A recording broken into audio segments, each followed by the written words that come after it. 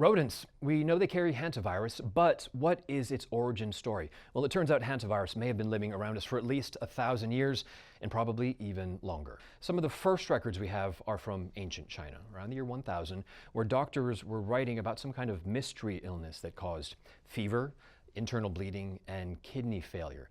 And modern scientists now, which the National Institutes of Health point out, think it could have been hantavirus precisely because of that kidney failure.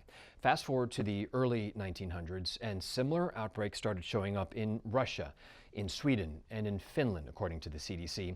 A lot of those cases were in soldiers and in farmers, and where there are farms, there are probably going to be rodents, and their symptoms were similar, with headaches, with fevers, and kidney damage, but were caused by different strains of hantavirus that we know now. During World War II, it got really bad. More than 10,000 cases hit Japanese soldiers in Manchuria. This is in northeastern China, that Japan had taken control and where their armies were based. At the same time, on the European front of the war, about 1,000 Germans got sick in Finland when residents basically took over military bunkers. And it turns out that blood samples that were taken from survivors there half a century later did find antibodies for hantavirus. Again, all this from the National Institutes of Health. But here is where it gets interesting. It's the Korean War.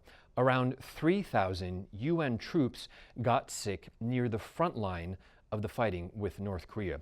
At that time, they were calling it Korean hemorrhagic fever, and it was all happening near a river called the Hantan River. And yeah, you can see where this is going now. But it still took about 25 years or so, in 1978, for anyone to actually really figure out what this illness was. And that was with South Korean virologist, Professor Ho Wong Lee. And he found fragments of proteins from a virus in a striped field mouse that had been trapped right by the Hantan River. And finally, this mystery that had been around for potentially 1,000 years had a name: Hantavirus.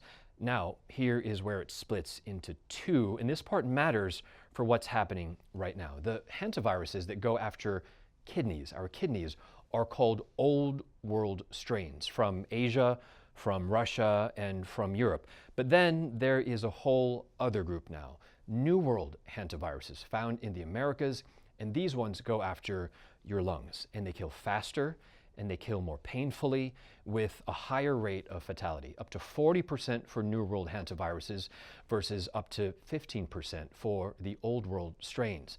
And then in 1993, the US got a massive wake-up call with its first known outbreak of New World hantavirus in humans.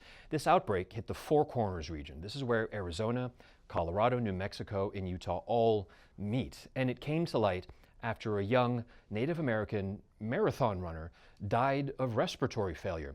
The CDC then recorded 30 cases and then 20 deaths across the whole entire US Southwest. That's 2 out of 3 people who died. Let that sink in. Then in 2012, Yosemite National Park had its own outbreak. 10 people there got sick from rodent infestations in cabins there, and 3 of those people died. And that brings us to right now, the Andes strain, which is also a New World hantavirus and the only known hantavirus that spreads person to person, like on that ship, the MV Hondius, that we were reporting about in the Canary Islands. And that is why hantavirus is, unfortunately now, a household word around the world.